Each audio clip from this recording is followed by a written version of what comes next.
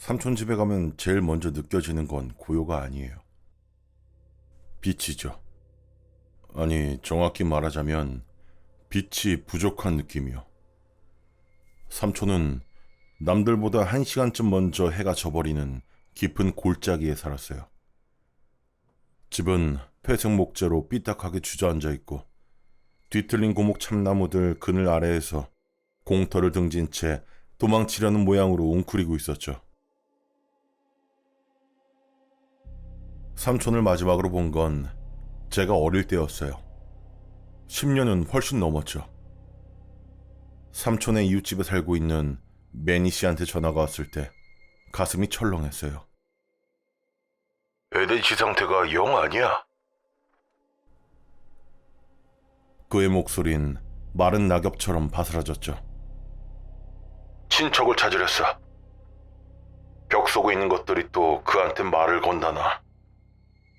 치매나 정신병을 말하는 것 같진 않았어요.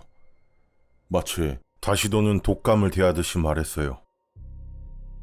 그리고 삼촌을 방문할 수 있는 친척은 저뿐이었어요.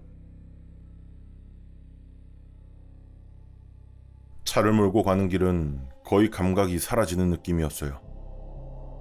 주립공원의 울창한 초록이 점점 사라지고 길 양옆엔 소나무와 관목만 빽빽해져서 풍경이 한결같이 반복됐죠. 비포장도로 위로 보이는 하늘은 가늘한 파란 실처럼 좁아졌고요. 집 앞에 도착하니 아무 소리도 없다는 사실이 오히려 몸을 누르는 압력처럼 느껴졌어요. 새도 벌레도 없었고 소나무 사이로 스며드는 낮고 애잔한 바람 소리만 들렸죠. 매니 씨는 현관에서 기다리고 있었어요. 웃지도 않았고 오래된 조약돌 같은 눈으로 저를 훑어보더니 습과로 신경질적으로 눈을 흘겼죠. 저 안에 있어요. 낮고 단단한 목소리였어요.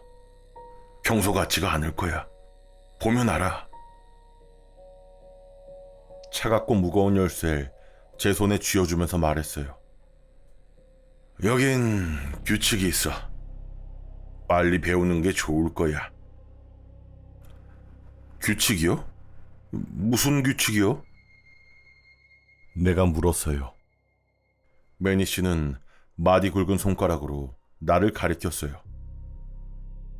제일 중요한 거, 해질녘이면 커튼을 친다. 단단히.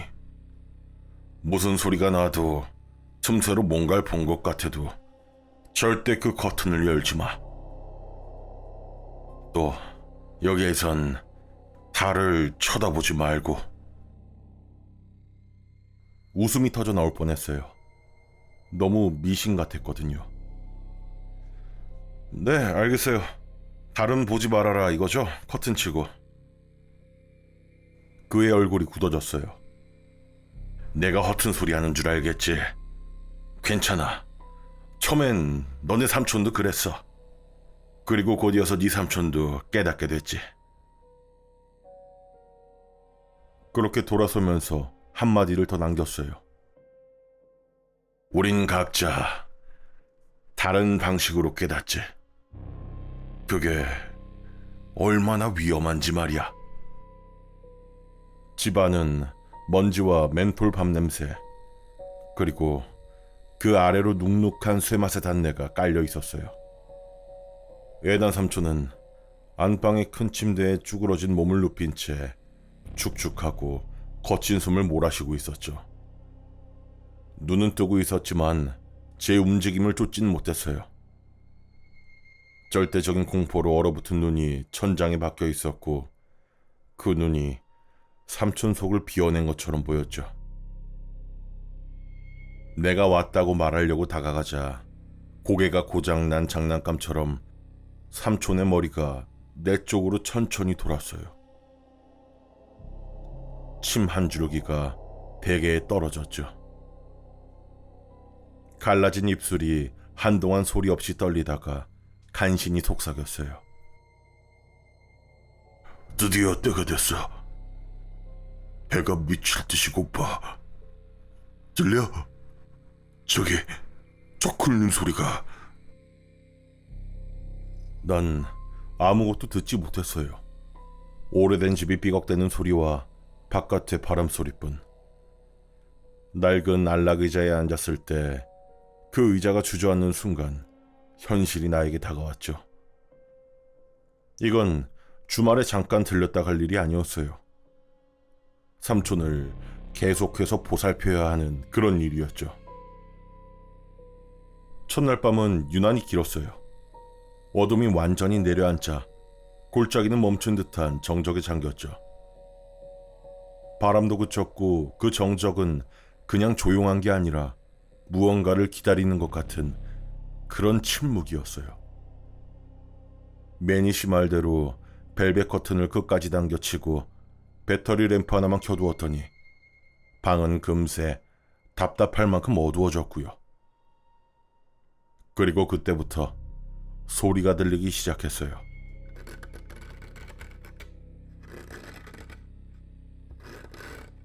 벽이 아니라 바깥에서요. 처음엔 부드럽고 일정한 긁는 소리였어요. 무거운 가지가 지붕을 질질 끄는 소리처럼 긁고 멈추고 또 긁고. 삼촌은 잠결에 끙끙거렸어요. 곧 이어서 소리가 멎었고 뒤이어 더 무거운 침묵이 찾아왔죠. 마치 누군가가 듣고 있는 것만 같은 그런 침묵이요. 잠시 후 속삭임들이 공기에서 스며나오듯 퍼졌어요. 한 지점이 아니라 방 안 어디에서든 동시에 들리는 느낌. 희미한 목소리들이 겹겹이 포개져 있었고 단어는 알아들을 수 없었지만 참을성 있는 갈망만은 분명했어요. 뼛속이 얼어붙는 것 같았고 그제서야 알게 됐죠. 매니 씨가 말한 건 미신이 아니라 살아남는 방법이었다는 걸. 첫 번째 날 밤엔 전 한숨도 못 잤어요. 의자에 앉아서 굳은 채로 팔걸이를 꽉 잡고 새벽만이 오길 기다렸죠. 낮엔 삼촌을 돌보고 밥을 먹이고 씻기고 정신이 멍할 정도로 같은 일을 반복했어요. 밤에 느꼈던 두려움은 낮까지 번져서 모든 것 위에 그늘을 드리웠고요. 그때쯤 뭔가가 눈에 들어왔어요. 큰 길가에 붙어서 사는 사람들. 이 동네의 사람들은 아무도 하늘을 올려다보지 않는다는 거. 고개를 약간 숙이면서 걷고 해가 기울면 발걸음이 빨라졌어요. 눈빛엔 매니 씨와 닮은 납작하고 지친 두려움이 깔려 있었고요.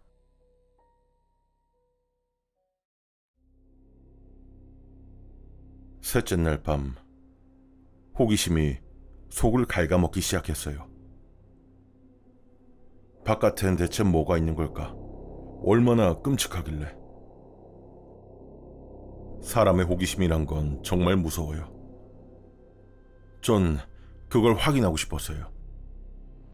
하지만 머릿속에선 매니 씨가 말했던 여기선 달을 보지 않는다란 말이 계속해서 그런 욕구를 잠재워줬어요.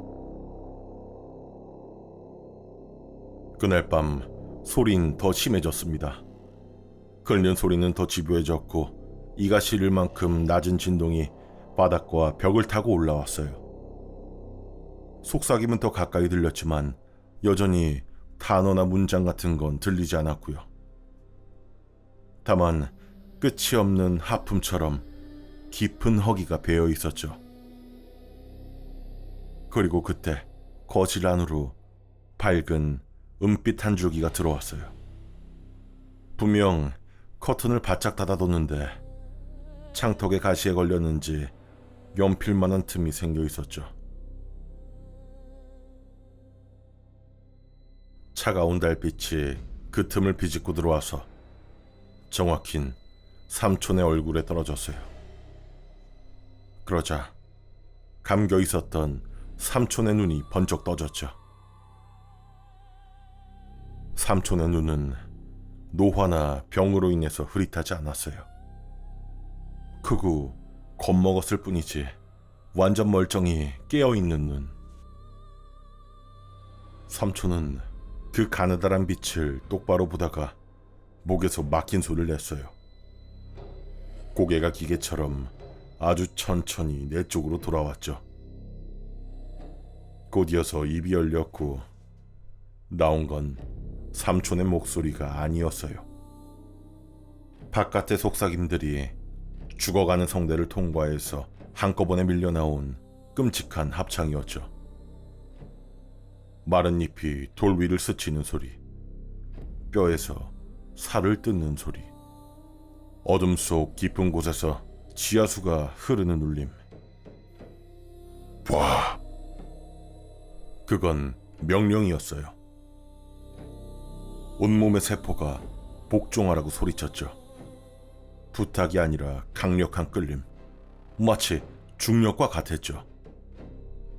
고개가 창문 쪽으로 돌아가기 시작했고 난 이를 악물고 버텼어요. 눈은 질끔 감았고요. 우릴 봐. 느껴졌어요. 유리 바로 너머에 형체로는 가늠할 수 없을 만큼 거대하고 태고적인 덩어리. 그건 빛 속에 있었고, 아니, 그건 빛 그 자체였어요. 다른 하늘의 물건이 아니었어요. 눈이었죠. 안을 들여다보고 있었고 배고파하고 있었어요. 난 흐느끼듯이 의자에서 몸을 떼어서 비틀거리면서 커튼 쪽으로 갔습니다. 손가락은 굳어서 서툴렀고 커튼을 더듬어서 찾는 동안 침대 쪽 목소리는 겹겹이 포개진 좌절된 비명으로 높아졌죠. 그렇게 커튼을 움켜쥐고 확 닫는 순간 방은 다시 완전한 어둠으로 가라앉았어요. 소리가 멈췄죠. 침묵이 돌아왔어요. 난 벽을 타고 미끄러지듯이 주저앉아서 거친 숨을 몰아쉬었고 커튼을 통과한 첫 회색빛이 번지기 전까지 움직이지 못했어요. 삼촌은 죽어 있었어요. 고개는 창문으로 향했고 눈은 크게 뜬 채 마지막 순간의 경외가 굳어붙은 표정으로. 하지만 그게 전부는 아니었어요. 입은 벌어진 채 있었고 그 안엔 혀가 없었어요. 대신 가늘고 창백한 뿌리 같은 실타래가 말라붙어서 아무것도 붙잡지 못한 형태로 엉겨 있었죠. 전 그렇게 도망쳤어요. 모든 걸 그대로 두고 나왔고 짐도 당연히 안 챙겼죠. 그렇게 전 차를 타고 비포장길을 미친 듯이 달렸어요. 그렇게 큰 길에 먼지 껴있는 잡화점에 닿자 카운터 뒤 노인에게 전부 쏟아냈어요. 그 소리들과 목소리, 그리고 삼촌. 노인은 굳은 표정으로 이야기를 들어줬어요. 놀라지도 않은 표정이었죠. 내가 말을 마치자 노인은 천천히 고개를 끄덕였어요. 에다는 원래 호기심이 많았지. 그 값을 치른 거네. 노인은 카운터를 닦으면서 말을 이었어요. 저기 바깥에 그거 달이 아니야. 달은 하늘 위에 떠있는 바위일 뿐. 이건 다른 거지. 오래전에 여기 걸려버린 무언가가 맨날 같은 자리에 빛 뒤에 매달려 있는 거야. 그건 너무 외로워서 보여지길 원하고 알려지기를 원하지. 자네가 그걸 쳐다본 순간 들여보내는 거야. 그건 자네 안에 자신의 조각을 심고 자네 눈 뒤에 어둠을 자라게 하지. 처음으로 그가 내 눈을 똑바로 바라봤어요. 거기엔 서늘한 연민이 어려 있었죠. 자넨 보지 않았어? 버텨냈지. 정말 잘한 일이야. 노인의 다음 말은 저에게 있어선 사망 선고 같았어요. 하지만 그건 자네가 싸우는 걸 봤어. 자네가 저항했다는 걸 안다 이 말이야. 그런 경우는 흔치 않지. 근데 문제는 그건 그런 걸 좋아해.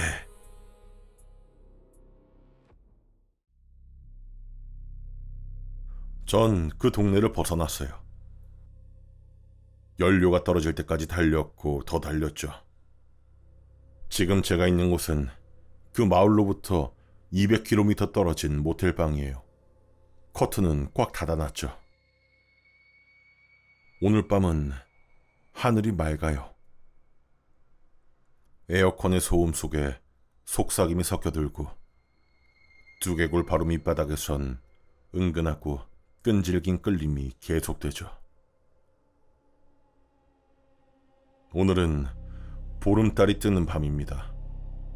그리고 견딜 수 없을 만큼 무서운 충동이 올라와요. 밖으로 나가 고개를 들고 하늘을 올려다보고 싶다는 그런 충동이요.